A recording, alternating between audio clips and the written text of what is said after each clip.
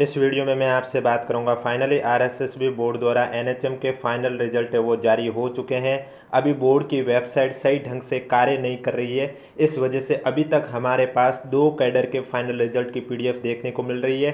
धीरे धीरे सभी कैडर की भी देखने को मिल जाएगी, यानी कि सीएचओ और अन्य कैडर का फाइनल रिजल्ट भी जैसे ही जारी होगा आपको इस यूट्यूब चैनल के माध्यम से बता दिया जाएगा। इसलिए अगर अभी तक आपने चैनल सब्सक्राइब नहीं किया तो चैनल जरूर सब्सक्राइब करें, नोटिफिकेशन भी ऑन रखिए ताकि जब भी मैं आपके लिए अपडेट लेके आऊँ सबसे पहले आपके पास पहुंचे।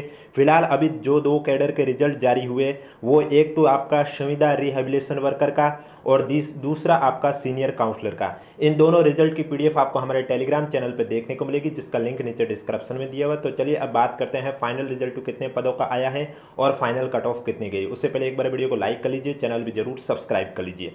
तो आप देख सकते हैं सबसे पहले संविदा रिहेबिलिटेशन कार्यकर्ता की बात करें तो इसके अंतिम परिणाम को लेकर यहाँ लिखा हुआ है कि बोर्ड द्वारा राजस्थान संविदा भर्ती नियम 2022 यथा संशोधित के अंतर्गत राष्ट्रीय स्वास्थ्य मिशन और राजस्थान मेडिकल एजुकेशन सोसाइटी के विभिन्न संवर्ग के संविदा पदों हेतु भर्ती परीक्षा का जो परिणाम है वो आपको मालूम है। इस परीक्षा का आयोजन 2 जून से लेकर 13 जून तक किया गया था।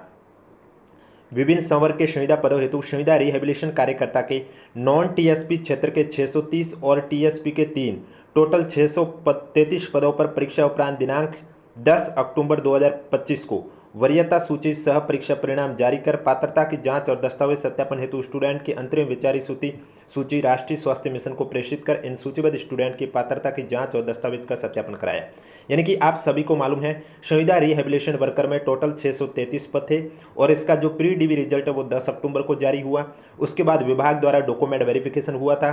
उक्त भर्ती परीक्षा में पात्रता की जांच और दस्तावेजों के सत्यापन के बाद राष्ट्रीय स्वास्थ्य मिशन से प्राप्त रिपोर्ट के आधार पर पात्र पाए गए स्टूडेंट में से श्रेणीवार और वरीयता के आधार पर नॉन टीएसपी के टोटल 630 पदों के विरुद्ध 30 और अनुसूचित क्षेत्र के 3 रिक्त पदों के विरुद्ध 3 स्टूडेंट का अंतिम रूप से चयन किया जाता है। यानी कि आपको मालूम है रिहेबिलिटेशन वर्कर में जितने पद है उतने पदों पर कैंडिडेट भी नहीं मिले, क्योंकि आपको रूल मालूम ही है न्यूनतम मिनिमम क्वालिफिकेशन 40% वाला था और SC ST वाला 35% वाला था। तो इस वजह से अब रिहेबिलिटेशन वर्कर में जो शेष पद है वो अब खाली रहने वाले हैं। तो 30 पद नॉन टीएसपी में स्टूडेंट फिल हुए हैं और 3 है वो स्टूडेंट टीएसपी से फिल हुए। अब उक्त पात्रता की जांच और दस्तावेज सत्यापन रिपोर्ट के आधार पर संविदा रिहेबिलिटेशन कार्यकर्ता के पद पर अंतिम चयनित स्टूडेंट की सूची नियुक्ति हेतु राष्ट्रीय स्वास्थ्य मिशन चिकित्सा स्वास्थ्य परिवार कल्याण विभाग राजस्थान जयपुर को अभिस्तावित की गई है।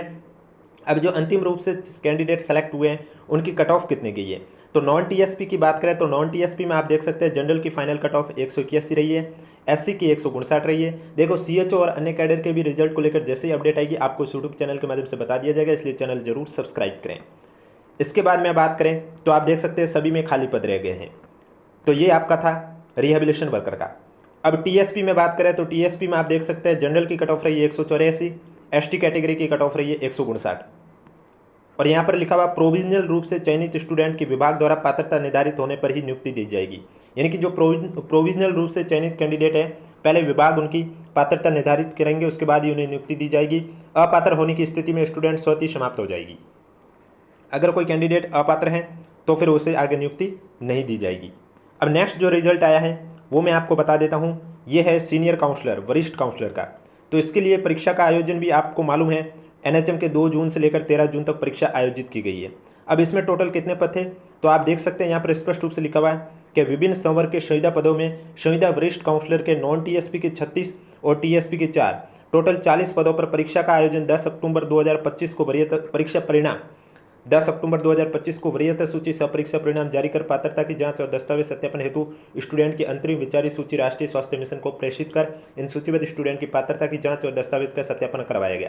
यानी कि आप सभी को मालूम है संविदा वरिष्ठ काउंसलर का एग्जाम भी जून में हुआ था और इसका भी रिजल्ट 10 अक्टूबर को आयोजित किया गया था और इसमें भी आपके टोटल 40 पद है, जिसमें से नॉन टीएसपी के 36 पद है और टीएसपी में आपके 4 पद हैं। तो इसमें कितने स्टूडेंट पात्र पाए गए तो आप देख सकते हैं उक्त भर्ती परीक्षा में पात्रता की जांच और दस्तावेज के सत्यापन के बाद राष्ट्रीय स्वास्थ्य मिशन से प्राप्त रिपोर्ट के आधार पर पात्र पाए गए स्टूडेंट में से श्रेणीवार और वरीयता के आधार पर नॉन टीएसपी में 36 पद थे, वहाँ पर 31 कैंडिडेट मिले हैं और टीएसपी में जहाँ 4 पद थे वहाँ पर 4 कैंडिडेट मिल चुके हैं। तो अंतिम रूप से चयन किया गया। प्राप्त रिपोर्ट के आधार पर नॉन टीएसपी के 2 स्टूडेंट को प्रोविजनल भी रखा गया है। उक्त पात्रता की जांच और दस्तावेज सत्यापन रिपोर्ट के आधार पर संविदा वरिष्ठ काउंसलर के पद पर अंतरिम चयन स्टूडेंट की सूची नियुक्ति हेतु राष्ट्रीय स्वास्थ्य मिशन चिकित्सा स्वास्थ्य परिवार कल्याण विभाग राजस्थान जयपुर को अभिस्तावित की जा रही है। अंतिम रूप से चयनित और प्रोविजनल स्टूडेंट की सूची और कट ऑफ मार्क्स निम्नानुसार है। यानी कि आप इसमें देख सकते हैं नॉन टीएसपी में 36 पद थे लेकिन कैंडिडेट मिले हैं 31 और टीएसपी में 4 पद थे, 4 कैंडिडेट मिल चुके हैं। अब इनकी कट ऑफ कितनी गई है उससे पहले अगर वीडियो को लाइक नहीं किया तो एक बार वीडियो को लाइक कर लीजिए, चैनल भी जरूर सब्सक्राइब कर लीजिए। नॉन टीएसपी की बात करें तो नॉन टीएसपी में जनरल में आप देख सकते हैं 200 रही है कट ऑफ। एससी कैटेगरी की बात करें तो एससी कैटेगरी में आप जनरल में देख सकते हैं 179 कट ऑफ रही है, फीमेल की भी ये सेम रही है। इसके बाद एसटी कैटेगरी की बात करें तो एसटी कैटेगरी में भी आप देख सकते हैं 171 है वो कट ऑफ रही है। इसके बाद जनरल ईडब्ल्यूएस की बात करें तो जनरल ईडब्ल्यूएस में भी आप देख सकते हैं जनरल की कट ऑफ 105 रही है। क्या आपका सिलेक्शन हुआ है? अगर हुआ है तो कमेंट बॉक्स में हमें जरूर बताएं। इसके बाद एमबीसी कैटेगरी की बात करें, ओबीसी कैटेगरी में आप देख सकते हैं जनरल और फीमेल यहाँ पर 190 है। इसके बाद एमबीसी कैटेगरी की बात करें तो एमबीसी में आप देख सकते हैं एनडी है, शहरिया में भी ये 0 है। ये पर जो यहाँ जो कैटेगरी है ये ओबीसी कैटेगरी है, यहाँ एबीसी लिखा हुआ है इसको ओबीसी पढ़ा जाए और यहाँ 8 EM लिखा हुआ इसको फीमेल कैटेगरी पढ़ा जाए। इसके बाद हॉरिजेंटल में आप देख सकते हैं कोई भी कैंडिडेट नहीं है। टीएसपी में बात करें तो टीएसपी में आप देख सकते हैं जनरल कैटेगरी की कट ऑफ रही है 106, एससी कैटेगरी में कोई भी कैंडिडेट पास नहीं हुआ, एसटी कैटेगरी में 174 कट ऑफ रही है। अब इसमें भी वही रूल आपको मालूम है 40% मिनिमम क्वालिफिकेशन था और एससी एसटी के लिए 35% मिनिमम क्वालिफिकेशन था। इतने कैंडिडेट नहीं मिल रहे तो बोर्ड पद है वो खाली छोड़ देंगे लेकिन स्टूडेंट को नहीं लेंगे। अब आगे यहाँ पर प्रोविजनल रूप से लिखा हुआ है कि प्रोविजनल रूप से चयनित स्टूडेंट की विषय पात्रता निर्धारित होने पर ही नियुक्ति दी जाएगी। यहाँ पर अक्सर है जो थोड़े कटे हुए हैं तो यहाँ पर भी वही लिखा हुआ है कि जो प्रोविजनल कैंडिडेट है उनकी पहले पात्रता पर विचार किया जाएगा और पात्रता के सही होने पर ही उनकी नियुक्ति दी जाएगी। किसी भी स्तर पर चयनित स्टूडेंट द्वारा कूटरचित दस्तावेज के उपयोग या अन्य अनियमितता की जानकारी प्राप्त होने पर स्टूडेंट के चयन बोर्ड द्वारा कभी भी पात्रता रद्द कर दी जाएगी। तो यहाँ पर आप देख सकते हैं अक्सर थोड़े कटे हुए हैं। ये दोनों PDF आपको हमारे टेलीग्राम चैनल पर देखने को मिलेगी जिसका लिंक नीचे डिस्क्रिप्शन में दिया हुआ। और वीडियो पसंद आए तो वीडियो को लाइक कीजिए, चैनल जरूर सब्सक्राइब कीजिए क्योंकि शेष कैडर के भी जैसे जैसे रिजल्ट आएंगे आपको इस यूट्यूब चैनल के माध्यम से बता दिया जाएगा।